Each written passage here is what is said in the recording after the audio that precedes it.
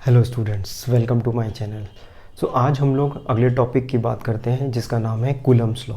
देखिए, Coulomb's law जो है बिल्कुल फंडामेंटल लॉ है हमारा, और जितने भी इलेक्ट्रोमैग्नेटिज्म की थ्योरी डेवलप हुई है उसका जो बेस है वो यही कूलम्स लॉ है। इसी के बाद ही सारी थ्योरी हमारी इवॉल्व होती है।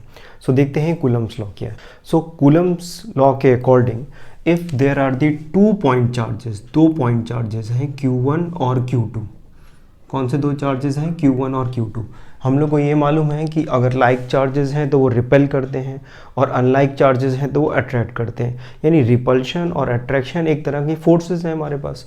तो अगर Q1 और Q2 को अगर हम किसी डिस्टेंस पे रख दें, इन दोनों को सपोज करते हैं इनके बीच का डिस्टेंस कुछ r है, ठीक है, तो Q2 पे एक फोर्स फील होगा इस Q1 की वजह से, और Q1 पे भी एक फोर्स फील होगा Q2 की वजह से। अगर ये लाइक चार्जेस हैं तो ये एक दूसरे को रिपेल करेंगे, और ये अनलाइक चार्जेस हैं तो एक दूसरे को अट्रैक्ट करेंगे। ये तो प्रॉपर्टी थी चार्जेस की हमारे पास। लेकिन ये रिपेल करेंगे और अट्रैक्ट करेंगे, इनके ऊपर जो फोर्स लग रहा है वो किस तरह से चेंज हो रहा है, इसके बारे में कूलम्स ने हमें बताया। इनके बीच में जो फोर्स लग रहा है वो ये देखा गया है कि प्रोडक्ट ऑफ देयर चार्जेस यानी Q1 Q2 के प्रोडक्ट पे डिपेंड करते हैं। It follow the inverse square law, यानी कि जितना ज़्यादा इनके बीच की दूरी होगी उतना इनके बीच में कम फोर्स लगेगा। और अगर इनके प्रोडक्ट ऑफ चार्जेस है, यानी कि किसी का भी एक चार्ज अगर आप बढ़ा दीजिए तो इन पे फोर्स बढ़ जाएगा। तो ये इसको हम कहते हैं inverse square law, inverse square law, inverse square law. देखा जाए तो F is proportional to Q1 Q2 by R square. ये प्रोपोर्शनलिटी साइन हम यहाँ से रिमूव करेंगे तो यहाँ पर हमें एक कांस्टेंट यूज़ करना पड़ेगा, प्रोपोर्शनलिटी कांस्टेंट। तो यहाँ पर ये हम लोग इलेक्ट्रोस्टैटिक फोर्स की बात कर रहे हैं, इसलिए इस कांस्टेंट को हम K से डिनोट करते हैं और ये कहलाता है इलेक्ट्रोस्टैटिक प्रोपोर्शनलिटी कांस्टेंट। तो Q2 बाय R स्क्वायर। ये फॉर्मूला हमारे पास आ जाता है कूलम्स लॉ का। K यहाँ पर क्या है? K जो है कांस्टेंट है, here the K is constant. और ये कांस्टेंट कैसा है? मीडियम कांस्टेंट है, मीडियम का कांस्टेंट है, याद रखिए ये मीडियम कांस्टेंट है। और K की वैल्यू जो होती है वो होती है 9 इंटू 10⁹ कांस्टेंट। कितनी हो जाएगी इसकी यूनिट? देखिए ये न्यूटन हो जाएगा, इसको आप इधर मल्टीप्लाई करोगे तो मीटर स्क्वायर पर कूलम स्क्वायर। तो न्यूटन मीटर स्क्वायर पर कूलम स्क्वायर, तो ये इसकी यूनिट है। तो देखिए ये इंपॉर्टेंट है, एक तो आपसे K की यूनिट पूछ सकते हैं, न्यूमेरिकल्स में हम इसकी वैल्यू का यूज़ करते हैं 9 इंटू 10⁹, लेकिन ये K की वैल्यू जो है ये हमारी इन फ्री स्पेस, ये कब है हमारी? फ्री स्पेस, फ्री स्पेस और वैक्यूम। ये जो K की वैल्यू है ये फ्री स्पेस और वैक्यूम पर है। देखिए आपने ग्रेविटेशनल लॉ पढ़ाया है क्लास 11th में, जिसमें न्यूटन्स ने बताया कि जो F है, जो हमारा F होता है that is proportional to F is proportional to Gm1 m2 by R square. Same concept यहाँ पर भी यूज़ हो रहा है। यहाँ पर ये जो G आता था ये एक यूनिवर्सल कांस्टेंट आता था, यानी कि ये किसी भी तरह के मीडियम पर डिपेंड नहीं करता था। जबकि कूलम्स लॉ में जो हमारा जो K आ रहा है ये मीडियम कांस्टेंट है, यानी कि अगर आप मीडियम चेंज कर देंगे तो ये K की वैल्यू चेंज हो जाएगी। जैसे मान लीजिए ये दो चार्जेस हैं, इनके बीच में एयर है तो K कुछ और होगा। इन दोनों चार्जेस को आप पानी के अंदर ले जाइए तो K की वैल्यू कुछ और हो जाएगी। इनके बीच में आप कुछ और रख दीजिए, कुछ वुड रख दीजिए, कॉटन रख दीजिए, ऑयल रख दीजिए, तो हर केस में इनके बीच में जो फोर्स लग रहा है उसके जो मैग्नीट्यूड्स हैं वो चेंज हो जाएंगे हमारे पास। तो ये K जो है इसलिए मीडियम कांस्टेंट है, K यूनिवर्सल कांस्टेंट नहीं है, जबकि ग्रेविटेशन के केस में ये यूनिवर्सल कांस्टेंट होता था। इसलिए हमने K की वैल्यू लिखी 9 इंटू 10⁹ फॉर फ्री स्पेस और वैक्यूम। फ्री स्पेस और वैक्यूम में होती है, केवल इसकी वैल्यू और नहीं होती। तो ये वैल्यू अगर हम देखे जाए और इसको हम K को इस तरह से भी लिखते हैं that is K equal to 4 pi epsilon. ये एप्सिलॉन है, इसको आप ऐसे बनाते हो, C ऐसे बना लीजिए और बीच में ऐसे, तो ये हमारा एप्सिलॉन हो जाता है, और ये नॉट लगा है, एप्सिलॉन नॉट। तो F की वैल्यू कितनी आ गई? F आ गई 1/4 pi epsilon naught Q1 Q2 by R square. इस फॉर्मूले का हम लोग यूज़ करते हैं। ये epsilon naught, this is called permittivity, permittivity of free space, permittivity of free space और वैक्यूम। क्योंकि ये जो के हमने लिखा है यहाँ पे 1/4πε0, ये हमने किसके लिए लिखा था, फ्री स्पेस के लिए या वैक्यूम के लिए, जिसकी वैल्यू इतनी थी, ये जो वैल्यू है।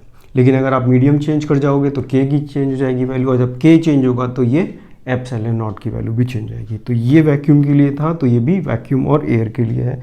This is called the permittivity of free space. ये क्या है, अब इसका क्या सेंस है, ये आपको धीरे धीरे समझ में आने लगेगा थोड़ी देर बाद। तो ये हमारा फॉर्मूला आ जाता है, और ये वैल्यू इसकी कितनी आती है परमिटिविटी की, ये हम लोग देखते हैं।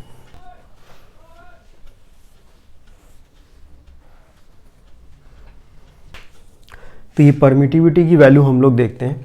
तो आप देखिए के की वैल्यू ये है 9 × 10⁹। ये सब एक्सपेरिमेंटल है, कैसे आती हैं, सब एक्सपेरिमेंट्स के थ्रू आती हैं। और ये ε0 की वैल्यू हम यहाँ से फाइंड कर लेंगे। तो अगर आप यहाँ पे वैल्यू देखोगे तो ε0 की वैल्यू हम लिखेंगे 1/4πk। के की वैल्यू आप ये रखोगे तो ये वैल्यू आ जाएगी 8.85 10⁻12। ये वैल्यू हम लोग को याद रखनी होनी चाहिए। तो ε0 की वैल्यू आ जाती है 8.85 × 10⁻12। यूनिट क्या हो जाएगी, देखिए ये और ये के इन्वर्सली प्रोपोर्शनल है। 4π की तो कोई यूनिट होती नहीं है, तो जो यूनिट हमने इसकी लिखी है इसी का रेसिप्रोकल लिखना पड़ेगा। इसका मतलब है coulomb square upon newton metre square. तो ये चीज़ें थोड़ा आप याद रखना पड़ेगा आपको, न्यूमेरिकल्स में हम लोग यूज़ करते हैं तो कभी ये दे भी दी जाती है, और हो सकता है किसी ऑब्जेक्टिव क्वेश्चन में ये पूछ भी लें कि which of the following is the permittivity of free space, या write the unit of permittivity, या इसका डायमेंशन फॉर्मूला। तो ये आप याद रखिए, के की वैल्यू 9 × 10⁹ और ये परमिटिविटी ऑफ फ्री स्पेस है। तो ये यहाँ से वैल्यू आ जाती है। अब देखिए in different medium, in different medium, अगर मीडियम हम चेंज कर दें तब क्या होगा, तो उस केस में जो कूलम्स लॉ है दैट इज़ 1/4πε, बस हम लिखेंगे, यहाँ नॉट नहीं लगाया है, दैट इज़ K1Q2/R²। ये फॉर्मूला आ जाता है इन डिफरेंट मीडियम। कोई और मीडियम है और इसको हम क्या कहते हैं, ये हम क्या कहेंगे यहाँ पे, इसको क्या लिखेंगे, that is equal to permittivity of medium, permittivity of medium. जैसे यहाँ ε0 लिखा हुआ था, अब नॉट नहीं लिखेंगे, यहाँ जीरो नहीं लिखेंगे, जीरो लिखें, नॉट लिखें, ओ लिखें, हर कोई अलग अलग प्रोनाउंस कर लेता है। तो ये नॉट लिखा है तो नॉट या जीरो, तो ये जीरो नहीं लिखेंगे। इसका स्टैंडर्ड नोटेशन है, इसका मतलब है कि ये फ्री स्पेस के लिए लिखा गया है। और अगर नहीं लिखा हुआ इसका मतलब है ये कोई भी मीडियम और हो सकता है। तो this is permittivity of medium, ये परमिटिविटी ऑफ मीडियम हो जाती है हमारे लिए, और ये हो जाता है। और इसको अगर हम देखा जाए तो दूसरे तरह से भी लिख सकते हैं। और इसको हम किस फॉर्म में लिख सकते हैं, तो इसको देखिए हम ऐसे भी लिख सकते हैं, F is equal to 1/4π k, ये छोटा k है, ε0 Q1 Q2/R², इस तरह से भी लिख सकते हैं। अब देखिए जो एप्सिलॉन है यहाँ पर उसको हमने k ε0 से रिप्लेस कर दिया, यानी कि हम ये लिखना चाहते हैं हमेशा परमिटिविटी ऑफ फ्री स्पेस के तो इस फॉर्मूले को हम इस तरह से भी लिख सकते हैं 1/4π k ε0 Q1 Q2/R²। हमने यहाँ पर इस एप्सिलॉन को जो है परमिटिविटी ऑफ फ्री स्पेस के टर्म्स में भी लिख दिया। इसका क्या मतलब हुआ कि जो एप्सिलॉन की वैल्यू है that will be equal to k times of ε0। तो k की वैल्यू आ गई ε/ε0।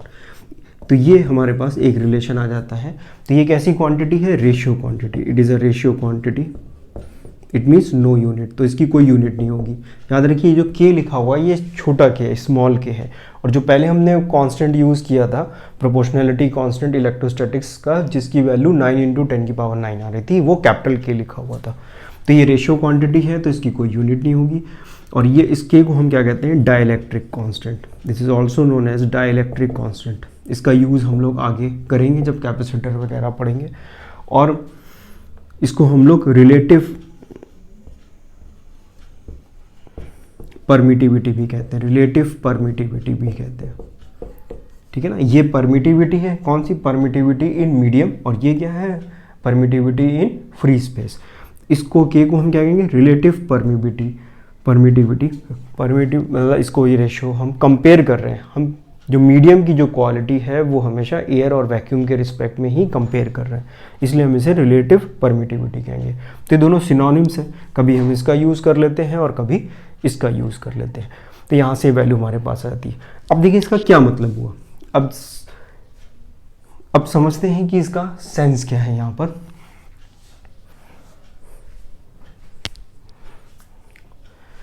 अब देखते हैं कि ये रिलेटिव परमिटिविटी या डाइलेक्ट्रिक कांस्टेंट का मतलब क्या है, सेंस क्या है, या ये परमिटिविटी के क्या मतलब है। देखिए हमें मालूम है कि जब कोई भी दो चार्ज पार्टिकल Q1 और Q2 अगर स्पेस में या कहीं पर भी रखे और इनके बीच में कोई भी अगर मीडियम है तो इनके ऊपर जो फोर्स लगता है वो 1/4 pi epsilon Q1 Q2 by R square. तो सपोज करिए ये हम मीडियम के लिए लिख लेते हैं, इनके बीच में कोई मीडियम है, और अगर इनके बीच में वैक्यूम है तो हम V लिख लेते हैं। तो ये वैल्यू हो जाती है 1/4 pi epsilon naught Q1 Q2 by R square. तो अब अगर हम इनको डिवाइड कर दें तो मीडियम डिवाइडेड बाय वैक्यूम कितना आ जाएगा, ये वैक्यूम वाली जो पार्ट है ऊपर चला जाएगा, ये epsilon not divided by epsilon हो जाएगा, ये epsilon not divided by epsilon हो जाएगा। तो जो रेशियो है वो फोर्स का रेशियो है यहाँ पर। जैसे एग्जाम्पल के तौर पे अगर देखें तो जो K की वैल्यू होती है डाइलेक्ट्रिक कांस्टेंट होता है 80 होता है, किसके लिए, वाटर के लिए। एक्सपेरिमेंटल है सारी चीज़ें, ये डेटा है कि K की वैल्यू लगभग 80 होती है, किसके लिए, वाटर के लिए होती है। तो ये वैल्यू कितनी लिखी हुई है एक्चुअली में हमारे पास कितना लिखा है, ये 1/K जो भी हम लोगों ने पढ़ा वो लिखा हुआ है। तो इसका क्या मतलब हुआ, कि जो हमारे पास Fm is equal to 1/80 times of F of vacuum. यानी कि अगर दो चार्जेस को Q1 और Q2 को अगर हमने हवा में रखा है, एयर या वैक्यूम में रखा हुआ है, एयर और वैक्यूम में अगर रखा हुआ है, इनके बीच में कोई फोर्स F लग रहा है इस वक्त, और इन दोनों चार्जेस को हम पानी के अंदर लेके चले जाते हैं, तो अगर इनको पानी के अंदर हम डुबो दें, लेके चले जाएं, तो इनके बीच में अब जो फोर्स लग रहा था वो कितना हो जाएगा, F/80 हो जाएगा। यानी 80 टाइम्स इनका जो है फोर्स डिक्रीज कर गया, किसकी वजह से, मीडियम की वजह से। तो अब अगर इसके ऊपर फोर्स, मान लीजिए सपोज करिए इसके ऊपर कोई भी फोर्स F लग रहा था, तो अब अगर आप इससे पूछेंगे तो अब ये बताएगा कि हमारे पास फोर्स F/80 लग रहा था। तो 80 टाइम्स फोर्स जो है वो डिक्रीज हो गया वाटर की वजह से। आई थिंक ये कंपैरिजन समझ में आपको आ रहा होगा। तो इसलिए हम इसको इस तरह से डिफाइन करते हैं। तो ये थोड़ी सी चीज़ें याद रखिए और हम लोग इनका आगे न्यूमेरिकल्स में यूज़ भी करेंगे।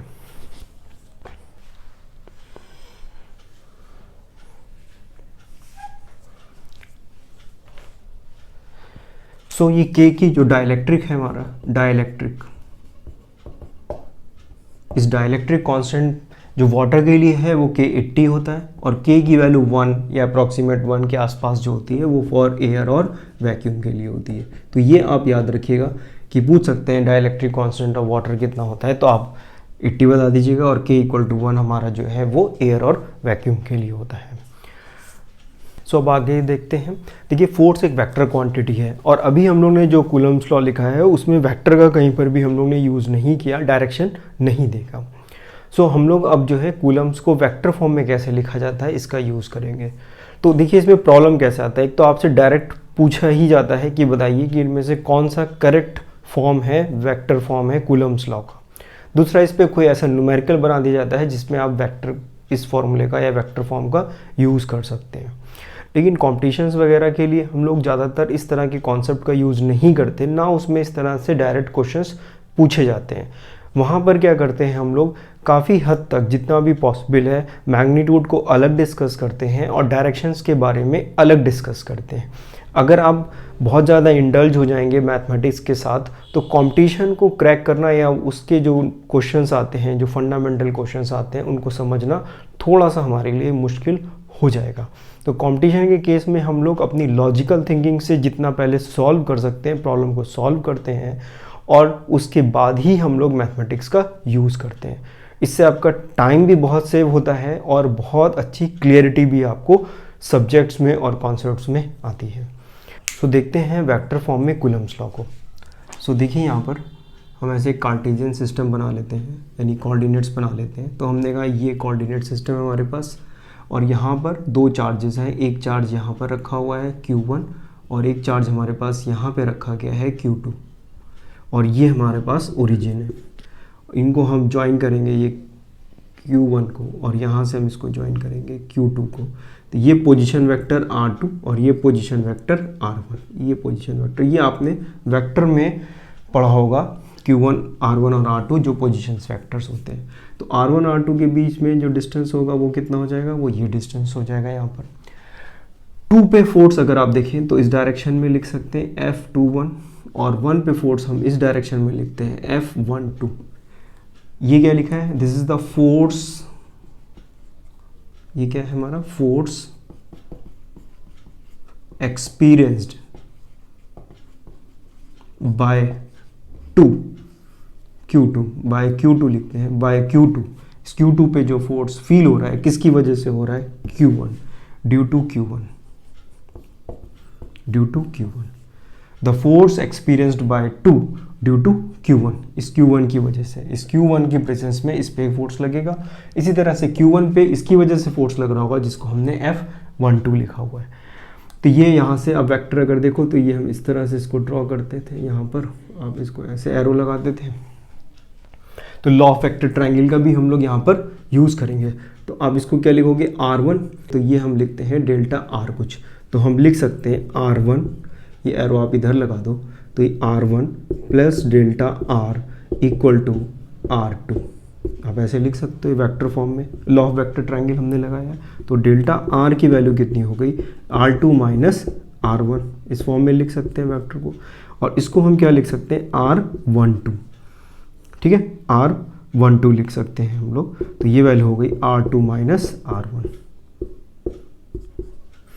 तो ये R12 की वैल्यू जो है R2 माइनस R1 हम लोग इस तरह से लिख सकते हैं। तो देखिए ये डेल्टा R की वैल्यू जो है वो R2 माइनस R1। तो अगर इस पे हमें फोर्स बताना है तो कितना होगा, तो फोर्स कैसे लिखेंगे, F किस पे, 2 पे हम देख रहे हैं, कौन सा फोर्स देख रहे हैं, इस पे देख लेते हैं फोर्स, ठीक है ना। That will be equal to K times, K लिख देते हैं यहाँ पे, कोई दिक्कत नहीं, K 9 इंटू 10 की power 9 Q1 Q2 by R square. याद रखिए ये अब हम मैग्नीट्यूड लिख रहे हैं, तो इनके बीच का मैग्नीट्यूड यानी कि डेल्टा R की केवल आपको वैल्यू यहाँ पर लिखनी है।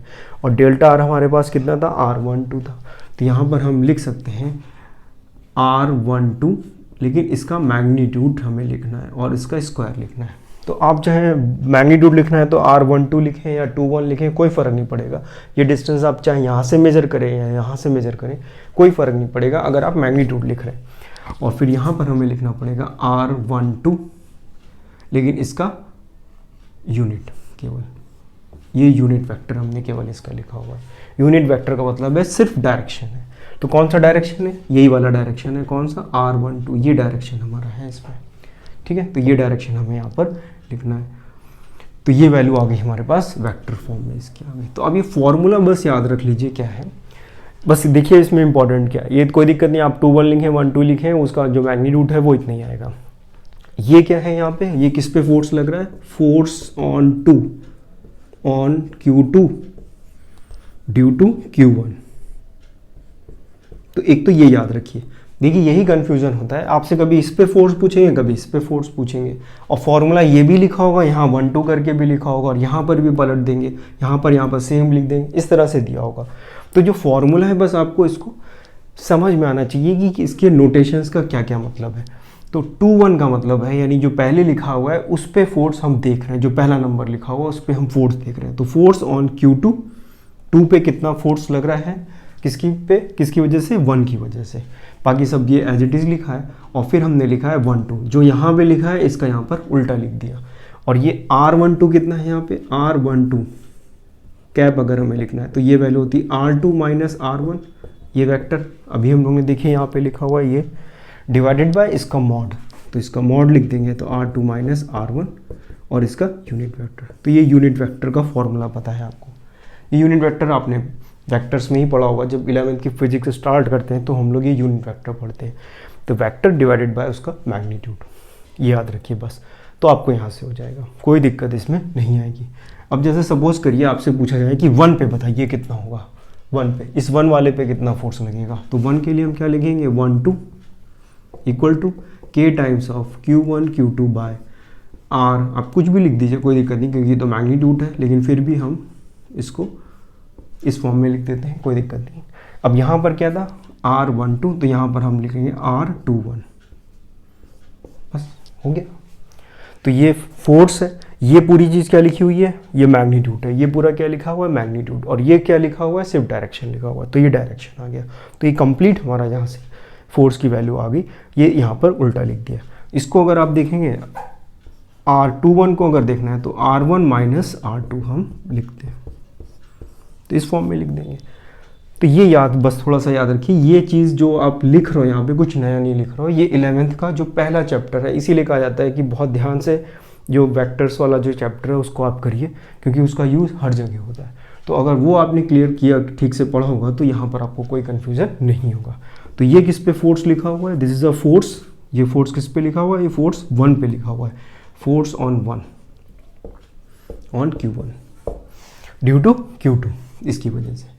तो ये एक्शन रिएक्शन फॉलो करता है। न्यूटन्स थर्ड लॉ यहाँ पर हमारा वैलिड होता है कूलम्स लॉ में भी, कि जितना फोर्स है इसके ऊपर लगाएगा उतना ही फोर्स है इसके ऊपर भी लगाएगा, और action reaction they are equal and opposite forces ये अप्लाई करते हैं। तो देखिए वही यहाँ पर लिखा हुआ है। इट मीन्स इसको अगर आप देखें तो हम ये लिख सकते हैं यहाँ पर,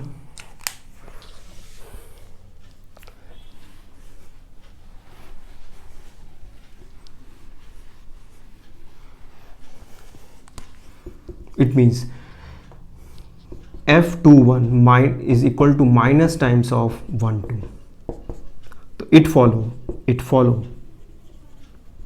Newton's third law, it means it follow the Newton's third law। तो ये न्यूटन्स थर्ड लॉ को देखिए प्रूव करते हैं। एक्शन रिएक्शन मैग्नीट्यूड वाइज दोनों सेम है, लेकिन डायरेक्शन इनके अपोजिट है डायरेक्शंस पे। तो ये हमारा इसका कैसा है, वेक्टर फॉर्म में हमने न्यूटन्स लॉ को यहाँ पे लिखा हुआ है। तो ये था Coulomb's law in vector form. तो अभी तक हम लोग ने जो भी पढ़ा है कूलम्स लॉ और Coulomb's law in vector form, इस पे बेस्ड हम लोग न्यूमेरिकल्स करेंगे। तो देखिए फर्स्ट न्यूमेरिकल हम लोग करते हैं, आपको आपकी स्क्रीन पे ये न्यूमेरिकल दिख रहा है। तो पहले आप इसे क्वेश्चन को ठीक से पढ़ लीजिए पॉज करके, और खुद से एक बार ट्राई करिए, और उसके बाद फिर हम लोग इस क्वेश्चन को अटेम्प्ट करते हैं। ये सॉल्यूशन आप पहले खुद से ट्राई करने के बाद ही करिएगा। सो देखते हैं क्वेश्चन क्या लिखा हुआ है, इसको पढ़ लेते हैं। तो देखिए लिखा हुआ है, the 2 point charges of charge capital Q and small q are placed at a distance of x and x/2 respectively from a third charge of value 4 small q। तो यहाँ पर एक्चुअली में 3 चार्जेस एक ही लाइन पे रखे हुए हैं। आपने क्वेश्चन पढ़ा होगा, तो क्वेश्चन को जिस तरह से बोला जा रहा है कि एक चार्ज एक ही लाइन पे, बहुत ध्यान से सुनिए सारी बातें, बहुत इंपॉर्टेंट क्वेश्चन है। इस तरह के क्वेश्चंस बहुत ज़्यादा पूछे जाते हैं। तो एक 4q चार्ज रखा गया है, एक इस लाइन पर, एक यहाँ पर q चार्ज रखा गया है, 4q चार्ज है, q चार्ज है, और एक यहाँ पर कैपिटल Q चार्ज है। इस 4q का q से डिस्टेंस हमें गिवन है कितना, x/2, और इस 4 का इस कैपिटल Q के साथ भी डिस्टेंस हमें गिवन है x, ये टोटल डिस्टेंस x गिवन है। ये सारी चीज़ें आपको क्वेश्चन में ऑलरेडी मेंशन की गई हैं। अब वो ये कह रहे हैं कि ये Q जो है ये हमारा रेस्ट पे रहा है, इक्विलिब्रियम पे रहा है। इक्विलिब्रियम का मतलब है कि इसके ऊपर नेट फोर्स कितना हो, 0 हो जाए, यानी कि ये Q इसके ऊपर एक फोर्स लगा रहा होगा, और ये 4q भी इसके ऊपर एक फोर्स लगा रहा होगा, और ये दोनों फोर्स जो है वो बैलेंस हो जाए। ठीक है ना, जैसे आपने क्लास 11 में पढ़ा होगा कि एक ब्लॉक है, इसके ऊपर अगर हम इधर एक फोर्स लगा दें और सेम अमाउंट का फोर्स इधर भी लगा दें, दोनों साइड अगर फोर्स सेम लग रहे हैं, तो हम कहते हैं ये ब्लॉक हमारा इक्विलिब्रियम पर है। वही सिचुएशन यहाँ पर भी है, बस यहाँ पर फोर्स जो है वो कूलम्स फोर्स लगेगा हमारे लिए। ठीक है, सो सबसे पहले हमें बताना है इस Q का नेचर क्या है। तो सबसे पहले हम लॉजिकल वे में कोशिश करेंगे इस Q का नेचर बताने के लिए।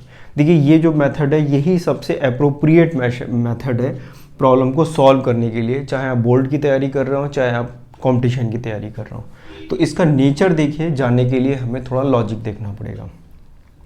अब आप ये बताइए, सपोज करते हैं इनका नेचर तो सेम ही है, अगर ये दोनों मान लीजिए सेम नेचर के, क्योंकि 4Q और Q ये मेंशन है, ये दोनों सपोज करिए पॉजिटिव है और ये भी पॉजिटिव है, ये पॉजिटिव है, ये भी पॉजिटिव है और ये भी पॉजिटिव है, तीनों अगर पॉजिटिव है, पहला केस हम ये लेके चलते हैं, तो उस केस में क्या होगा? उस केस में ये होगा कि ये पॉजिटिव है, ये इसके ऊपर एक रिपल्सिव फोर्स लगाएगा, इस डायरेक्शन में फोर्स लगाएगा, इसको दोनों के नेचर सेम है, तो ये लाइक चार्जेस हो गए जो कि रिपेल करते हैं, तो ये इसके ऊपर इधर फोर्स लगाएगा। और 4Q भी सेम टाइप का है, तो ये इसके ऊपर रिपल्सिव फोर्स लगाएगा, तो 4Q ये है और Q ये है, तो वो इसे इधर खींचेगा, तो आपको इस Q पे इस डायरेक्शन में फोर्स लगेगा। यानी अगर हम Q से पूछें कि बताओ भाई तुम्हें कैपिटल Q कैसा फोर्स लगा रहा है, तो वो कहेगा कि कैपिटल Q की वजह से हम इस तरफ जा रहे हैं, 4Q की तरफ। और अगर इस 4Q से पूछें, इस Q से पूछें, और अगर इस Q से पूछें कि बताओ 4Q कैसा फोर्स लगा रहा है, तो वो कहेगा कि हमें ये कैपिटल Q की तरफ लगा रहा है फोर्स। कौन? 4Q लगा रहा है। तो इस केस में अगर ये और ये फोर्स का मैग्नीट्यूड अगर सेम हो जाए और इक्वल एंड अपोजिट फोर्सेस हो जाएंगे ये, तो उस केस में ये रेस्ट पे रह जाएगा। तो इसका मतलब है कि अगर ये कैपिटल Q का जो साइन है, जो चार्ज का नेचर है, वो इस चार्ज और इस चार्ज के बराबर है, तो ये पॉसिबल हो सकता है। अब हम देखते हैं कि कॉन्ट्राडिक्शन, इसका दूसरा पहलू देखते हैं। अब सपोज करते हैं इस कैपिटल Q का चार्ज माइनस में है, इन दोनों का जो चार्ज है उससे ये नेगेटिव में है।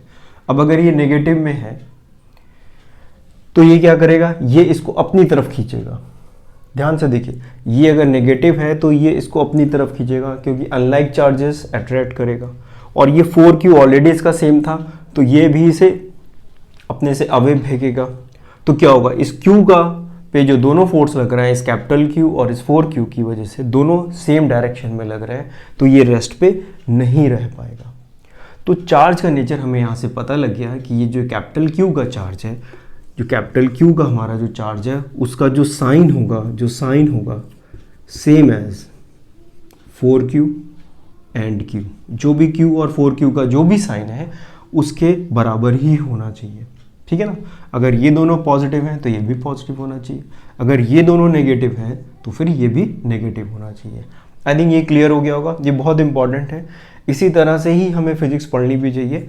जहाँ तक हो सके सबसे पहले हम लॉजिकली चीज़ों को सॉल्व करने की कोशिश करें और उसके बाद ही मैथमेटिक्स का यूज़ करें। तो ये समझ में आ गया कि ये साइन हमारे कैसे होंगे, सेम होगा इस Q का चार्ज। अब कुछ नहीं करना है, ये टोटल x दिया है, ये x/2 दिया हुआ है, तो बाय ये भी x/2 हो जाएगा देखने से जो पता लग रहा है। अब इस पे हम फोर्स देख लेंगे। इस पे एक फोर्स इस डायरेक्शन में लगेगा, किसकी वजह से? 4Q की वजह से। तो इसको सपोज कर लेते हैं कुछ F1 लिख लेते हैं, और इसकी वजह से फोर्स लगेगा इधर की तरफ, इसे कुछ F2 लिख लेते हैं। तो F1 और F2 की वैल्यू लिखनी है हमें। तो F1 should be equal to F2 for equilibrium. अब देखिए यहाँ पर हम वेक्टर का यूज़ नहीं कर रहे, ऑलरेडी हमने यहाँ पर चीज़ें देख ली हैं लॉजिकली कि भाई ये इसे इधर लगा रहा है, ये इसे इधर लगा रहा है, दोनों के डायरेक्शंस ऑलरेडी हमने यहाँ पे ड्रॉ किए हुए हैं। तो ये सारी चीज़ें हमने पहले लॉजिकली देख ली हैं। अब उसके बाद से केवल हम इनके मैग्नीट्यूड्स को लिख रहे हैं यहाँ पर। ठीक है ना? इसके ऊपर इसलिए ले। तो अब इसकी वैल्यू अगर आप देखें तो कितना डिस्टेंस है इनके बीच में?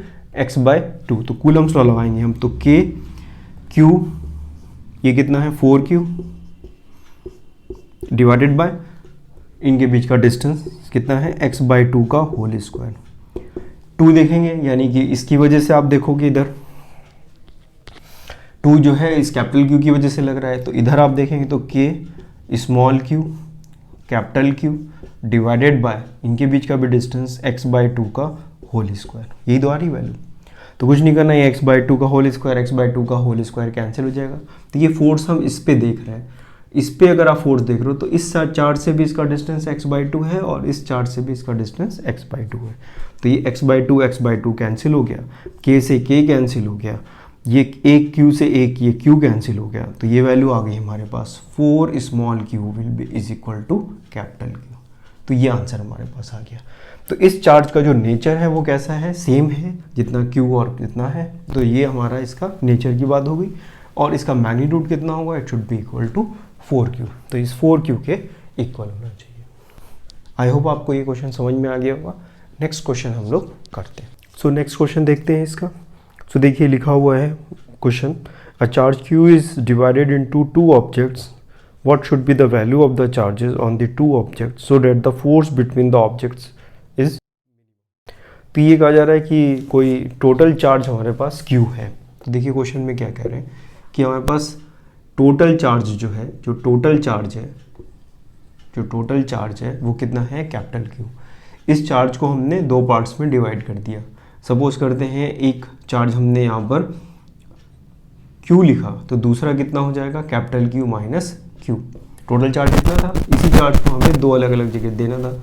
कुछ हमने मान लीजिए कहीं Q दे दिया, तो कितना बचा, total capital Q minus Q। तो एक जगह चार्ज हमने कितना दिया है, Q, और दूसरी जगह हमने चार्ज दिया हुआ है Q, और यहाँ पर हमने चार्ज दिया है capital Q minus small q। और इनके बीच का डिस्टेंस जो है वो फिक्स है, कोई भी डिस्टेंस आप लिख लीजिए, कोई दिक्कत नहीं, r। तो वो कह रहे हैं कि ये डिस्ट्रीब्यूशन हम किस तरह से करें कि इनके बीच में फोर्स जो है वो मैक्सिमम हो जाए। क्योंकि जो फोर्स होता है ये हमें मालूम है कि फोर्स जो होता है वो इनके प्रोडक्ट पे डिपेंड करता है। किस पे डिपेंड करता है, Q1 और Q2 पे। R तो सेम है, R की कोई दिक्कत नहीं। तो ये प्रोडक्ट इनका कैसा हो जाए, मैक्सिमम हो जाए। किस तरह से हम डिवाइड करें, अगर मान लीजिए आप यहाँ कोई भी चार्ज नहीं दोगे, सारा चार्ज यहाँ दे दोगे, तो ये जीरो हो जाएगा क्योंकि अब यहाँ चार्ज नहीं है। तो जैसे से आप चार्ज इधर की तरफ देना शुरू करोगे तो ग्रेजुअली इसकी वैल्यू बढ़ेगी बढ़ेगी बढ़ेगी और फिर से इसकी वैल्यू कम होना शुरू हो जाएगी। तो हमें देखना है कि कब जाके इसकी वैल्यू मैक्सिमम होगी। तो हमें मालूम है, तो फॉर्मूला लगाते हैं। तो फोर्स का फॉर्मूला लगाते हैं पहले, K Q1 Q2 by R square, ये कूलम्स लॉ का फॉर्मूला है। तो F is equal to K, Q1 कितना है Q, और दूसरा कितना है ये, डिवाइडेड बाय आर स्क्वायर। तो फॉर मैक्सिमम के लिए क्या कंडीशन होती है, फॉर मैक्सिमम के लिए क्या कंडीशन होती है, DF बाय DQ, ये जीरो होना चाहिए। अगर कोई भी हमें वैल्यू ऐसी गिवन है, ये फंक्शन है f, ये फोर्स लिखा है, लेकिन ये अगर मैथमेटिकली देखें तो कोई भी फंक्शन अगर हमें गिवन है और उसकी अगर आपसे मैक्सिमम या मिनिमम वैल्यू पूछते हैं तो हम उसे डिफरेंशिएट करते हैं। तो डिफरेंशिएट आप जब करोगे df by DQ equal to zero, यहाँ से हमें मैक्सिमम की कंडीशन मिल जाएगी। तो क्या होगी, तो इसको हम डिफरेंशिएट करेंगे और हमें इस कैपिटल Q और स्मॉल q में रिलेशन मिल जाएगा फॉर मैक्सिमम। तो डिफरेंशिएट कर देते हैं इसको। तो देखिए KR स्क्वायर सब कांस्टेंट है, तो KR स्क्वायर, अब इसको डिफरेंशिएट करेंगे, पूरा ही लिखते हैं हम पहले। तो DF by DQ equal to DY by DQ of KQ capital Q minus Q divided by R square, ये आ रही है। तो देखिए यहाँ से ये K और R स्क्वायर तो हमारे, और इसको हमें क्या लिखना है आगे जाके, ज़ीरो। तो अगर आप देखें तो K और R स्क्वायर तो कांस्टेंट हैं जो कि हम बाहर कर देंगे, और उधर इसलिए ज़ीरो लिखा है, इसलिए वो उधर ले जाओगे तो सब ज़ीरो हो जाएगा, यहाँ से ज़ीरो ही हो जाएगा। तो बचा क्या हमारे पास केवल ये बचा, dy by DQ of Q capital Q minus small q। केवल इतना टर्म हमारे पास बचा जो डिफरेंशिएट हमें करके आंसर देगा। इसको हम डिफरेंशिएट करते हैं। तो पहले आप चाहो तो इसको मल्टीप्लाई कर लीजिए अंदर, तो dy by DQ of capital Q small q minus Q square equal to zero. अब आप इसे डिफरेंशिएट करेंगे तो कैपिटल Q कांस्टेंट है, तो ये वैल्यू हो जाएगी dy by DQ of Q minus dy by DQ of Q square equal to zero. तो इसकी वैल्यू कितनी होती है, dy by DQ of Q कितना हो जाएगा, 1, ये 1 हो जाता है, और ये कितना हो जाएगा 2Q इक्वल टू ज़ीरो। तो यहाँ से हमारे पास जो Q आ जाएगा, स्मॉल q की वैल्यू जो है वो Q बाय 2 हो जाएगी। कितनी हो जाएगी, Q बाय 2 हो जाएगी। यानी कि हमें जो चार्ज यहाँ पे डिवाइड करना है वो आधा आधा करना पड़ेगा। इसका आधा हिस्सा हम इसको दे दें और आधा इसको दे दें, तो इनके बीच में जो फोर्स लगेगा वो मैक्सिमम फोर्स लगेगा। तो ये भी काफ़ी इंपॉर्टेंट क्वेश्चन है, तो थोड़ा ध्यान रखिए, इसी तरह के क्वेश्चंस आते हैं। आई होप आपको समझ में आ गया होगा। अब हम लोग नेक्स्ट क्वेश्चन करते हैं।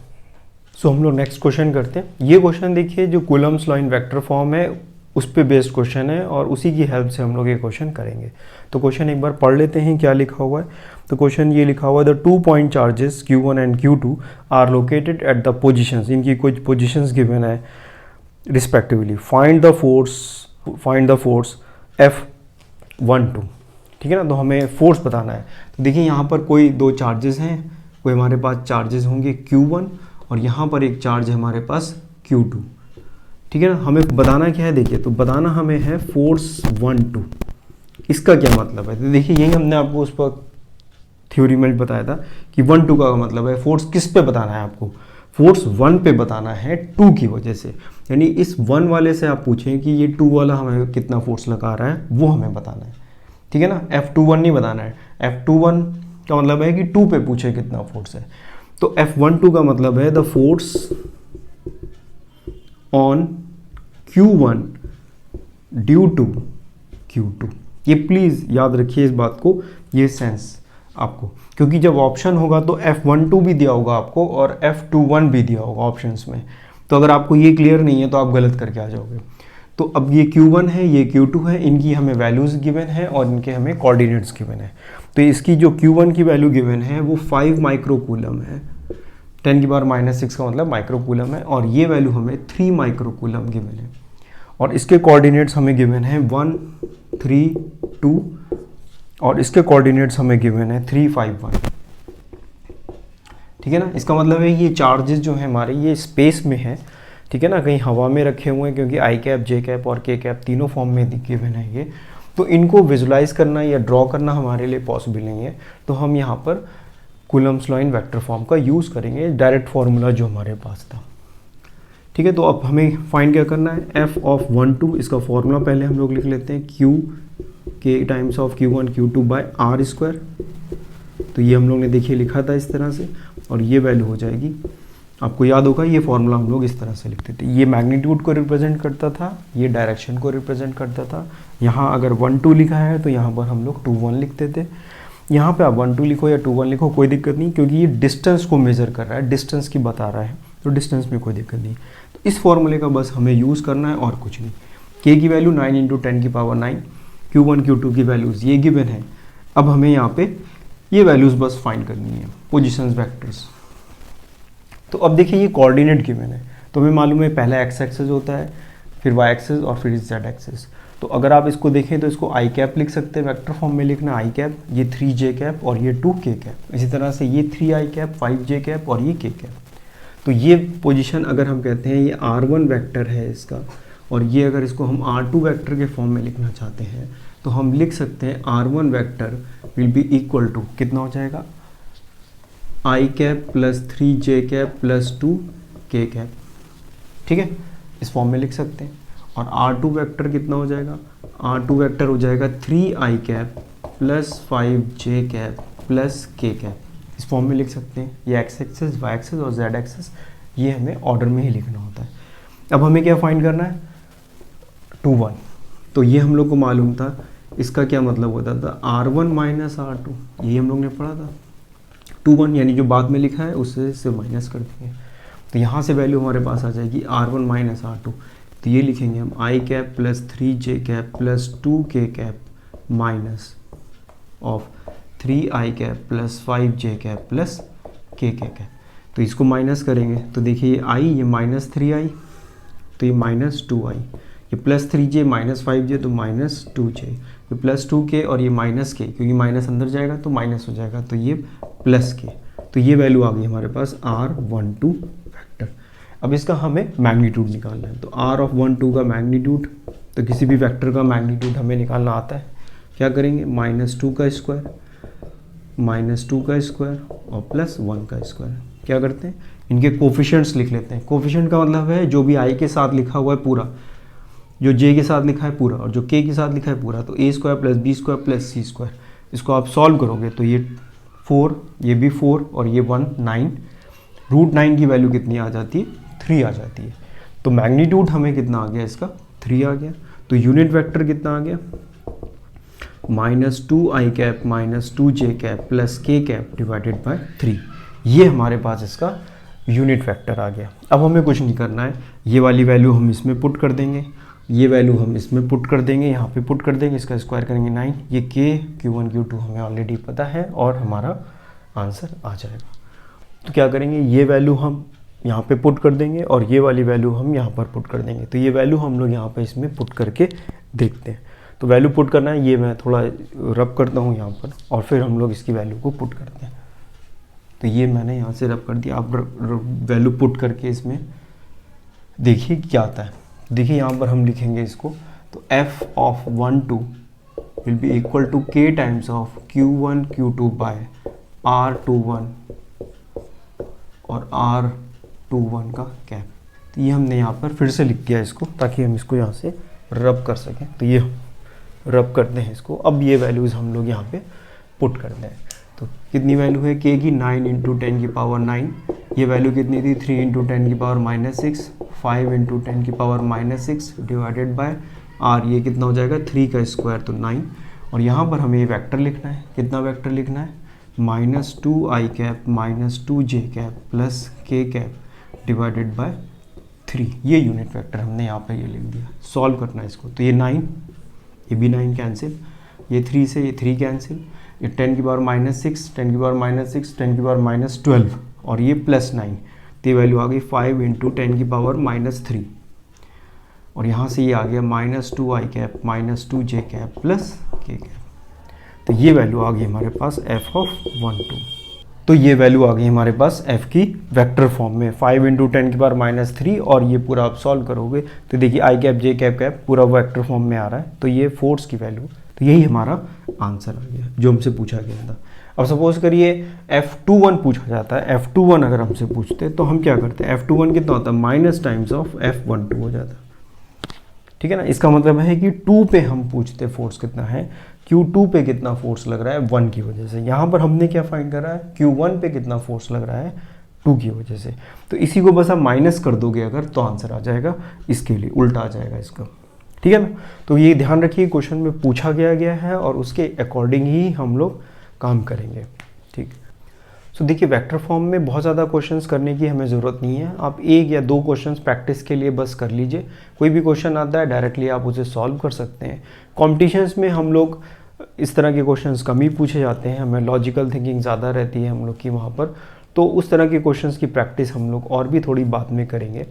आई होप आपको ये समझ में आ गया होगा। सो देखते हैं कूलम्स लॉ की कुछ इंपॉर्टेंट पॉइंट्स जो अभी तक हम लोग ने पढ़े हैं। तो कूलम्स लॉ एप्लीकेबल है पॉइंट चार्जेस के लिए। अगर एक्सटेंडेड चार्ज है, एक्सटेंडेड का मतलब है इस जैसे ये बोर्ड है, इस पे पूरे में अगर चार्ज है तो कूलम्स लॉ लगाना मुश्किल हो जाता है, तो केवल पॉइंट चार्जेस के लिए कूलम्स लॉ एप्लीकेबल है। दूसरा, कूलम्स लॉ जो है वो इन्वर्स स्क्वायर लॉ को फॉलो करता है। इन्वर्स स्क्वायर लॉ का मतलब है F is proportional to 1/r², जैसे ग्रेविटेशनल फॉलो करता था। तो इनका अगर आप ग्राफ बनाओ F और R का, तो ये ग्राफ कुछ इस तरह से आता है, इस तरह से इसका ग्राफ हमारा आता है। फिर कूलम्स लॉ जो है वो action reaction, Newton's third law जो है उसको भी फॉलो करता है, ये भी हमें पता है। नेक्स्ट पॉइंट है कूलम्स लॉ जो है वो along the line joining the charges लगता है। इसका मतलब है कि अगर एक Q1 चार्ज है और एक Q2 चार्ज है तो इनको ज्वाइन करने वाली लाइन के अलोंग ही लगेगा। इस कोई लाइन को आप एक्सटेंड कर दीजिए, इसी लाइन के अलोंग ही लगेगा, ऐसे नहीं इधर या उधर नहीं लगेगा। तो इस डायरेक्शन में ही लगेंगे, इधर लगे या इधर लगे, आगे पीछे इस लाइन के अलोंग ही लगेंगे। इसलिए हम इन्हें सेंट्रल फोर्सेस भी कहते हैं। That's why this is called the central forces. Next point है कूलम्स फोर्स जो है वो मीडियम पे डिपेंड करता है। अगर दो चार्जेस के बीच के मीडियम को अगर हम चेंज कर देंगे तो फोर्स भी चेंज हो जाएगा। आई होप आपको ये समझ में आ गया होगा। नेक्स्ट वीडियो में हम लोग जो है सुपरपोजिशन प्रिंसिपल को पढ़ेंगे और उस पर बेस्ड न्यूमेरिकल्स करेंगे। तो इस वीडियो को लाइक करें, सब्सक्राइब करें और अपने फ्रेंड्स के साथ शेयर करें। तो मिलते हैं नेक्स्ट वीडियो में। Till then bye bye and take care.